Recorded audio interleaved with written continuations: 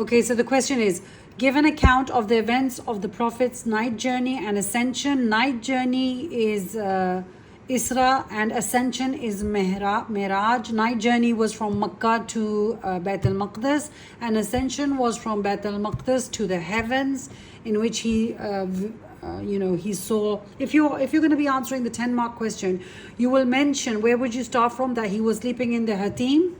One view is that he was sleeping in the Hatim. The second view is that he was sleeping in the house of Hani, his cousin. So you can mention whichever you believe. And then Hazrat Jibrail came to him, and then a Burak was brought to him. On that Burak, he rode all the way to Bayt al-Maqdis. And from Bayt al-Maqdis, he rose to the heavens. Some narrations mention him praying Salah with all of the prophets at that time. And some mention him praying Salah with Muhammad after coming back.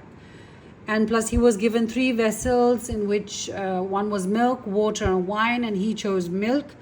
And then he was blessed with the fact that he is based on fitrah. Then he went up into the heavens, and then he met with multiple prophets, and then he went to reach the Sidratul Muntaha, in which Hazrat Jibrail said, I can't go further. And then he enters the court of Allah. He did not see Allah. Nobody in this world can see Allah. Our eyes do not allow us to take that much pressure. Clear? So he did not see Allah, but he entered the court and he could hear him. Clear?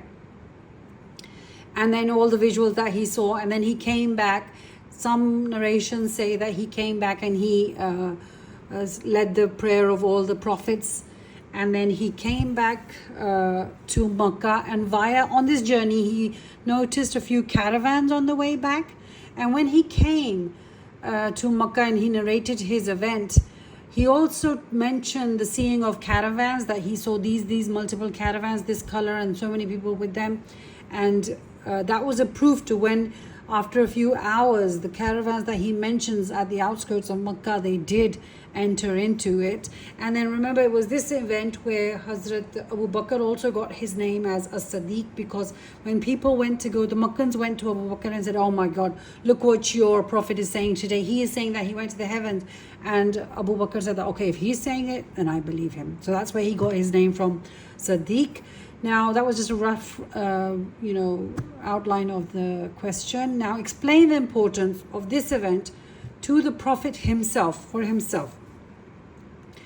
My answers are going to be quite matching what you all said, but I'll still go through my slides anyway. Okay, the Prophet was going through a difficult time. It was a very difficult time when the Prophet was taken to Mairaj. It was, remember, the persecutions had increased. He had spent 3 years in the boycott of Shabi Abi Talib, and then Taif, the event of Taif had just occurred, in which he was, he tried to go outside of Makkah and find a safe haven to preach there. That backtracked, backfired.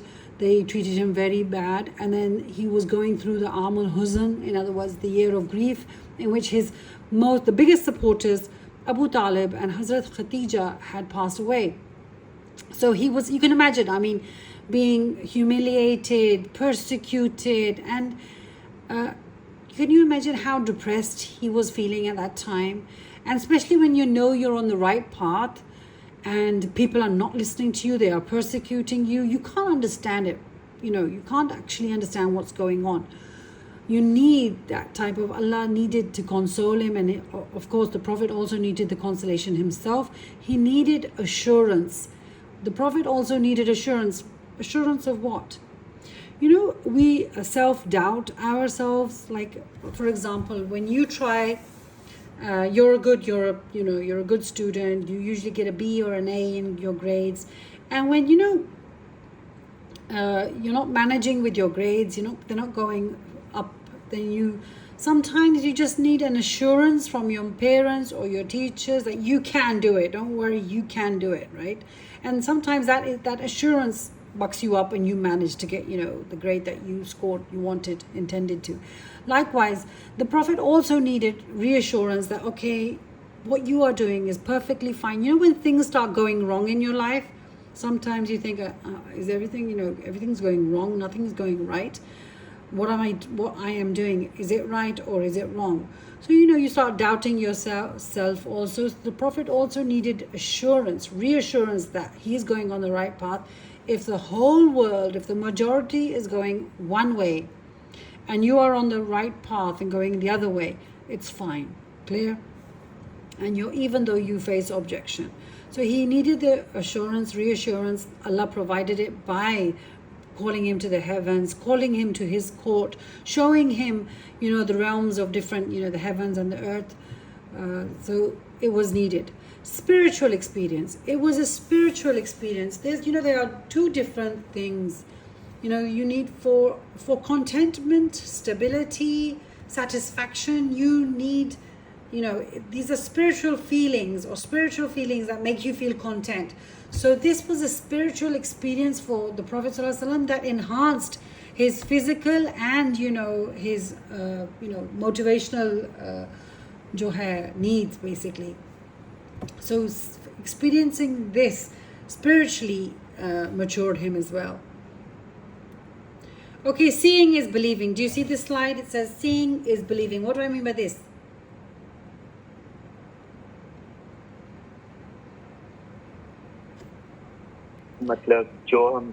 Of course. Now suppose you've seen an accident happen, or you've seen maybe you've seen a snake at Savan, so be careful. You're most probably going to come across snakes on in your gardens or on the roads or something. Now when you've seen something and when you narrate it to somebody, how do you narrate it to the person? Like you're going to give all of, you're going to put in your full effort to try to convince the person that you have seen what you have seen. Clear? Does it make sense? And suppose the person, you take the people outside and the snake or, they don't see it, right? And then you're trying to convince the people, no, I'm telling you, I saw it was like this. You can tell them the colors and everything and what it was doing. I mean, because you've seen it, you believe it more. But the person who you're telling, maybe they haven't seen it, so it's rather difficult for them to believe. But suppose you come and tell your parents or whoever you're coming to tell that you've seen a snake outside or some sort of creature outside, and then you go outside and they also see it, and then they also believe. So seeing is believing. Once you see something, believing in it and preaching it or spreading it or telling somebody about it becomes much more easier. Clear? Understood. Okay. Gee. Okay, meeting Allah. I mean, that is the most biggest significance that you could take out of this event. Imagine meeting Allah. That is something that even when you're young, you always imagine that, how is Allah? What does he look like? How would he be? Where is he? When are we going to meet him? So meeting Allah is, it's an icing on the cake basically, that he got to go into the court of Allah. Then you see realms of the heaven and hell. He saw the reality and the kingdoms of heaven and hell. Why was that important? So if he's preaching, if he's warning people about hell, because he's seen it, he has seen, the different consequences for different sins, because he saw it with his own eyes, preaching it was more easier and more, more depth in his teaching than his preaching. And seeing the heaven, realizing that, okay, this is heaven, literally it's beautiful, and literally you're going to get rivers of milk and honey. So, he managed to preach even better with the depth. Okay, he met also meeting of other prophets, getting to meet other prophets. Because remember, in Makki surahs, there were mention of many prophets. So there was a mention of Hazrat Ibrahim, who was the natural ancestor of the Prophet sallallahu alaihi wasallam. There was mention of Isa, Zakaria. So imagine he's just heard them because he was a prophet. He never had met them before.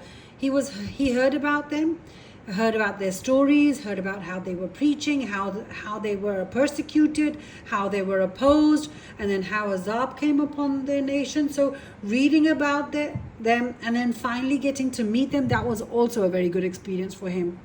Imagine you've read about something and then you finally get to meet each and every person that you read about.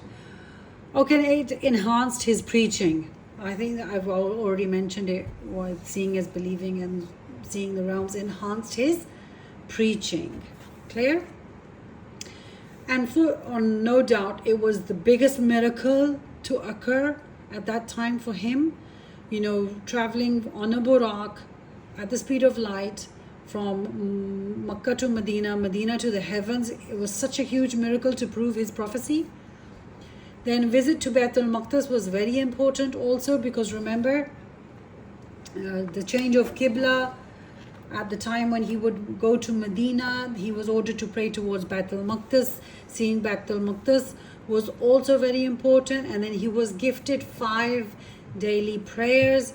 As you all know, at first he was gifted with 50, but then Hazrat Musa said that your nation will not pray it. And then, you know, negotiations went on until he agreed to 5 daily prayers.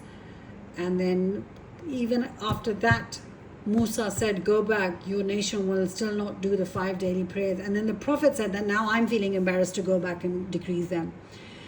And if we just have a reality check, you know, a self-reality check, that, you know, the 5 prayers that the Prophet felt embarrassed to go and decrease, if you check on what we are doing today, yes, Musa was right. The nation, you know, the Muslim Ummah find the 5 daily prayers still, you know, as a burden for them. That is a shame, because the Prophet ﷺ, you know, he was feeling embarrassed to go and decrease it. Whereas we don't feel embarrassed when we're not reading it. Okay, I think that's about it. Any questions from your side? No, ma'am.